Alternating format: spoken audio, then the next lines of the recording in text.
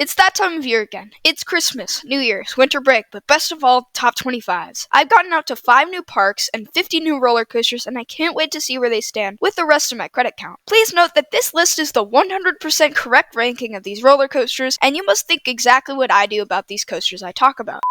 On a serious note though, all of these coasters are amazing as they're in my top 25 out of 110 coasters. Oh, and by the way, I've only been in these parks. Without further ado, let's get into the rankings. My number 25 overall coaster is Jersey Devil at Six Flags Great Adventure. I went on Jersey Devil thinking it was going to be a weak ride, because that's what a lot of enthusiasts have said, but that definitely was not the case when I went. The elements weren't rapid fire and trying to kill me, but the Speed Hill, Camelback, Outer Bank, and the triple Airtime Hill finale definitely made up for it. The inversions were pretty nice too. Even though it was better than many people made it out to be, it's not absolutely top tier. The layout didn't really flow fluidly as the dull elements were at the beginning and the killer elements were toward the end. With that said though, Jersey Devil is a fun and underrated ride. Coming in at number 24 is another criminally underrated coaster, and it's SheiKra at Busch Gardens Tampa. As much as I think dive coasters should have more creative elements, SheiKra has some amazing airtime. The over-the-shoulder restraints used on SheiKra always allow for some of the finest flowjector out there. The 200-foot, 90-degree dive coaster drop will always hit, but the restraints enhance the airtime even more. Unlike most dive coasters, however, SheiKra's best element isn't the first drop, but the drop off the mid-course. It gives a good 3 seconds of sustained flowjector. With that said though, the rest of the ride is pretty forgettable, so it's not truly elite. I just personally like it for those two elements. I'm one of those people who thinks it has a rattle, like what the actual fuck are you talking about?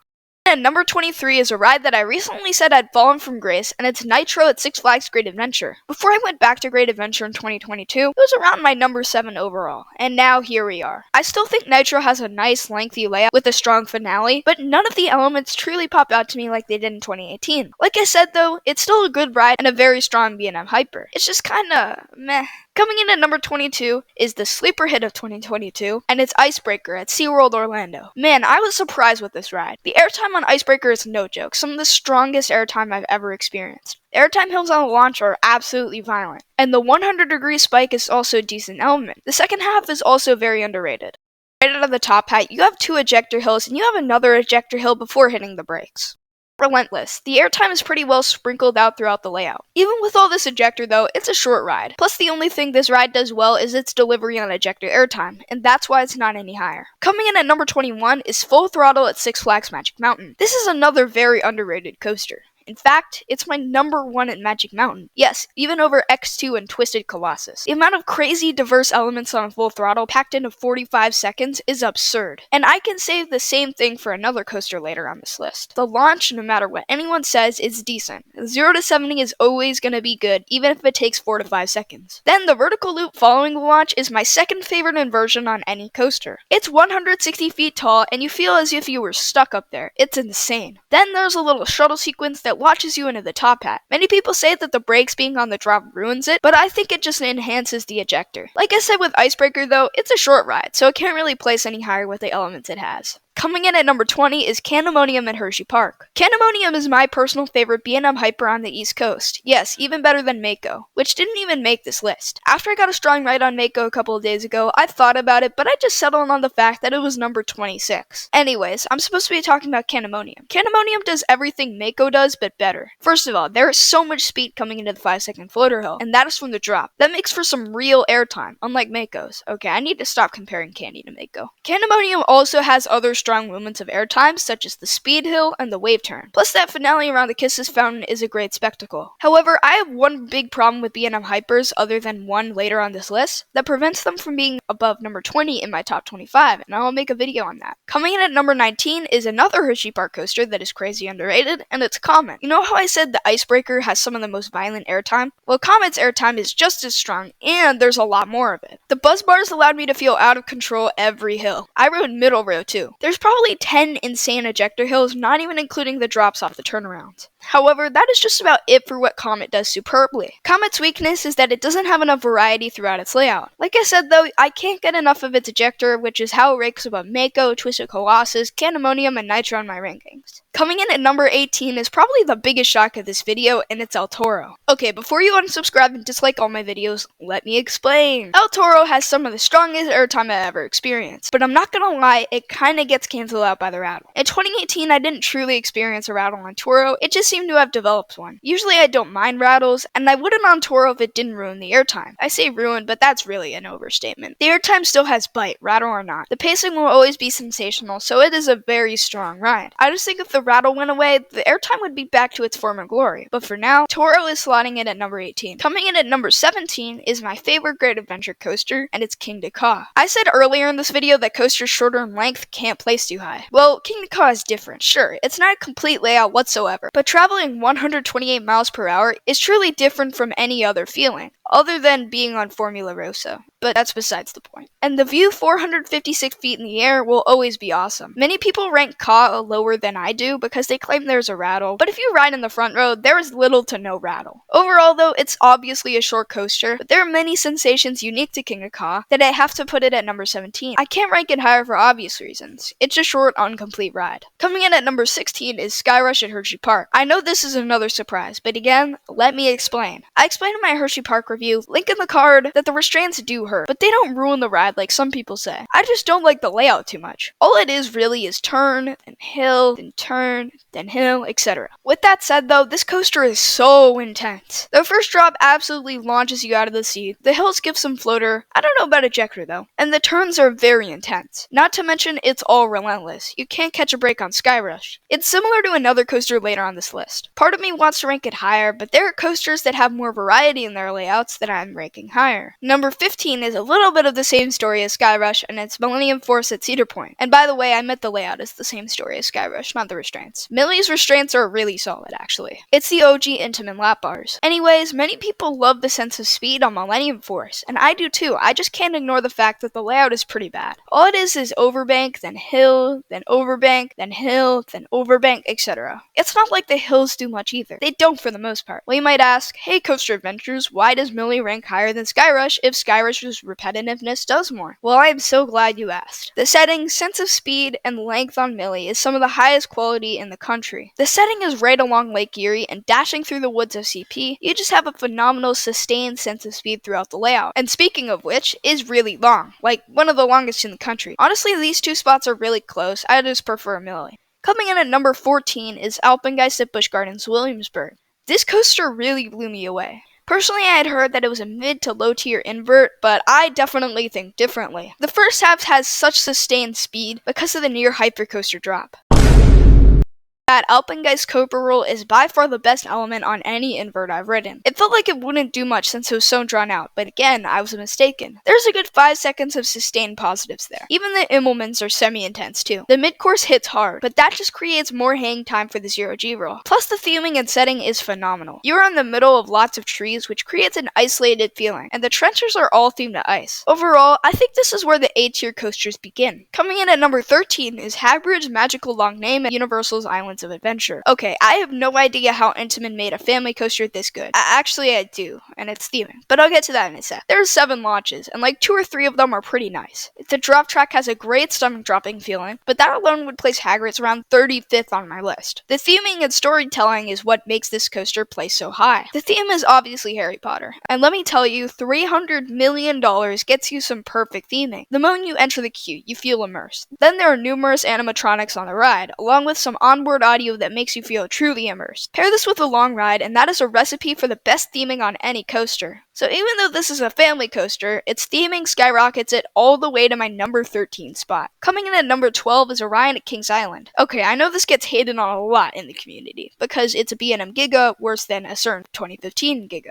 However, I am willing to ignore that and properly analyze this coaster. It's overall a very complete coaster. Orion has both ejector and floater sprinkled perfectly throughout the layout, from the first drop to the speed hill. Also, despite being a B&M, Orion is pretty intense. The turnaround after the wave turn is fairly intense, and the upwards helix is also fairly intense. Plus, it has some top-class theming. Orion isn't truly lacking in any department. It would just be nice if it were a little longer. Coming in at number 11 is my favorite B&M hyper by far, Diamondback, also at Kings Island. You know, I said B&M Hypers have one huge problem? Well, Diamondback does not have that problem. I'm still not gonna say what it is until I make a video on it. Anyways, Diamondback trumps every other B&M Hyper for one main reason: ejector airtime. Most B&M Hypers don't have any form of ejector airtime outside of speed hills and first drops, but Diamondback delivered top-class ejector airtime on almost every hill, especially the pop coming out of the helix. None of that weak floater. Diamondback's Camelbacks make Mako and Canamonium's 5-second floater hills look useless. The Camelbacks are packed with decent ejector airtime. Not to mention, it has a rattle, giving it character and differentiating it from other B&M Hypers. Like, it's there, but it's not unenjoyable. I would love to give an explanation on why this didn't place higher, but the rest of the coasters are just so good. So we have arrived at the top 10. These 10 coasters are undoubtedly some of the highest quality roller coasters in the world, so any coaster on here can be considered S tier. Coming in at number 10 is Mystic Timbers at Kings Island. Now this is by far my favorite Woody. Mystic Timbers does one thing better than almost every coaster I've ridden: pacing. It would seem that it wouldn't have much speed to maintain as the drop is twisted and only 109 feet. However, Mystic Timbers finds a way to do so. It feels like non-stop ejector, and it is something I crave on every coaster. Not like a few seconds between hills. It feels like every second there's another ejector pop. Not to mention that these hills are twisted and give some of the best laterals possible. Still not saying what's in the shed. Overall though, Mystic Timbers packs some of the most unique sensations into a 100-foot Woody, and I couldn't get enough. Coming in at number 9 is Stormrunner at Hersheypark.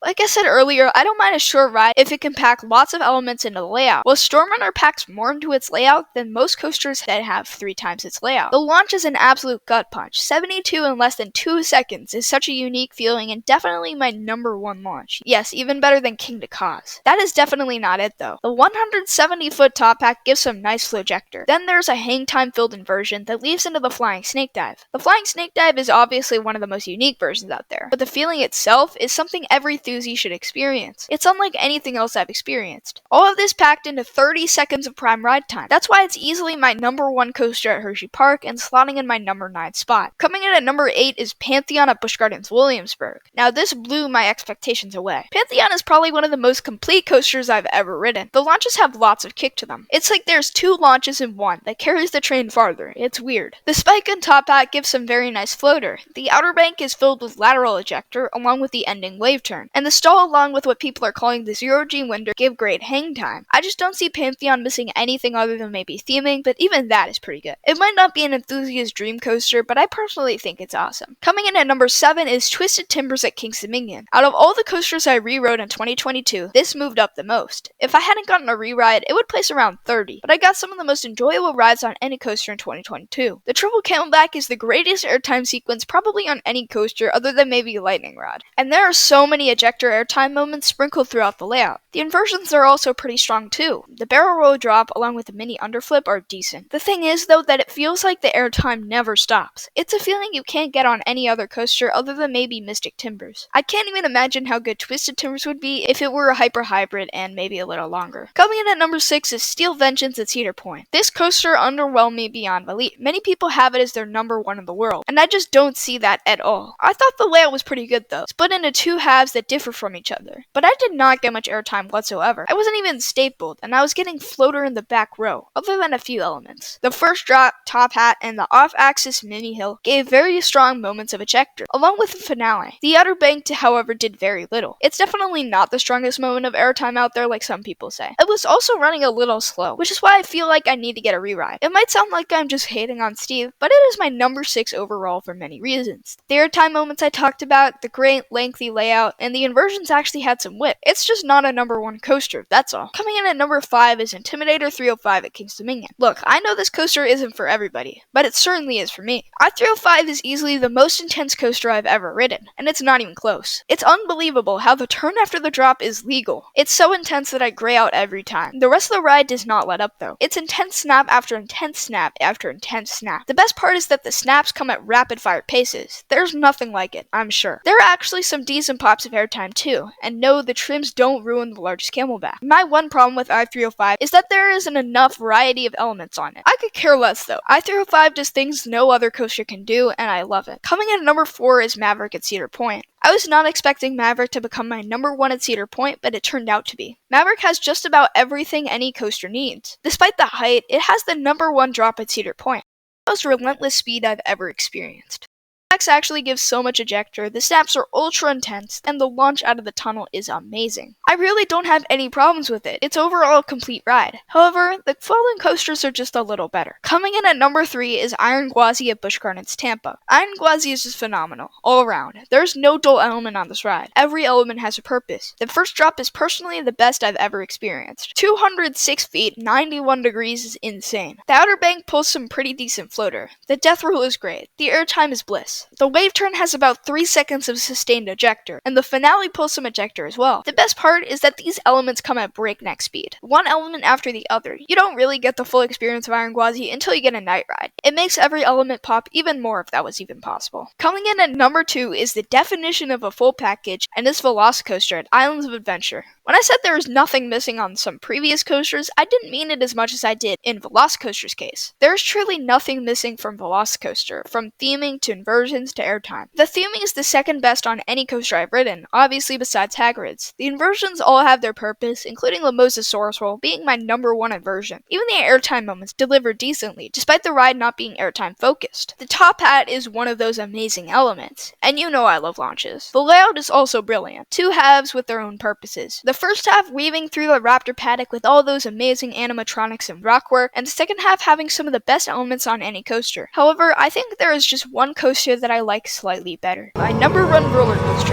as of 2022 is Fury 325 at Carowinds. From the moment I got off my first ride, I knew Fury 325 had slightly edged out Velocicoaster for my number 1 spot. Yes, Velocicoaster is truly flawless, but Fury 325 delivers in its focusing departments better than any other roller coaster I've ridden. The sense of speed is maintained throughout, and when you have a max speed of 96 miles per hour, that's insane. It has a similar sense of speed to Millennium Force, but it's actually even better, as it's more maintained and longer. The intensity is constantly present because of the monster 325-foot drop. The airtime is incredibly strong despite being a BNF, with the treble clef being one of my all-time favorite elements, and the finale having some amazing flowjector. It's a little hard to explain. On paper, it wouldn't seem like Fury is a number 1, but the experience and sensations are so surreal, it's incredibly hard to not put in my number 1 spot. Well, as of December 2022, these are my top 25 coasters. I really hope you enjoyed it because I worked incredibly hard on this, and let me know if I should do more ranking videos. Well, I will hopefully see you later.